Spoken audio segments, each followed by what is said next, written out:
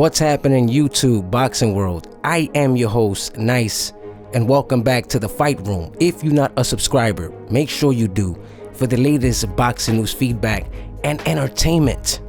Shocker last night. Absolutely shocked. I am still shocked, not because he won, but the way he won. All boxing experts, writers, and spectators didn't expect Valdez to come off the victor and in that explosive fashion. Absolutely convinced me that he is progressing and becoming a better fighter, and brought it into this fight. Certainly did. He mixed it up, used the boxing ring IQ and his aggression, picking his time, and with that, proved that he is an exceptional boxer. He went in there and did what he had to do best and came out the man. And he did certainly that. My hats tip off to you. You most definitely proved me wrong, and I admit that. So shout outs to Valdez. You know, I always liked that Valdez, never thought of him as a bad fighter. But with Berchelt, I thought the bigger man, the stronger accumulating puncher was going to overcome. And you know, he overcame him, and you got to give him all the credit in the world. Displayed the heart of a champion, absolutely. You know, did his thing, you know, used combinations, used his jab, sharp jab, used his footwork, landed some great counter work, you know, did absolutely phenomenal in the fight. The best performance I have seen by far from Oscar Valdez, without a shadow of a doubt. Now, shout out to Eddie Reynoso for, you know, keeping up and being such a good trainer and preparing him for such a fight, man. I didn't think that Valdez would come in with such power. You know, they've been working on his power, and Eddie Reynoso does phenomenally well in that area and displayed that. Now, Miguel Berchelt took too long in starting to accumulate punches towards Valdez. You know, it took him about 3 rounds. He didn't throw efficient accumulating punches. So to that effect, Valdez was able to capitalize on that and definitely proved me wrong. Valdez was displaying the better boxing attributes and using his fundamentals overall to achieve his goal, and he did just that. You know, displaying an explosive knockout in the 10th round to dominate the bigger man in Berchelt. Truly unbelievable. Didn't know he could, you know, do that to Berchelt in that fashion.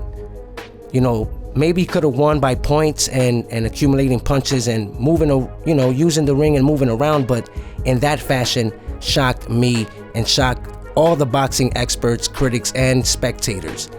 And you know, of course there were people going for Valdez for the win, and you got it, guys, you got it. That's what's up, man. He did what he had to do, and shout outs to him for that.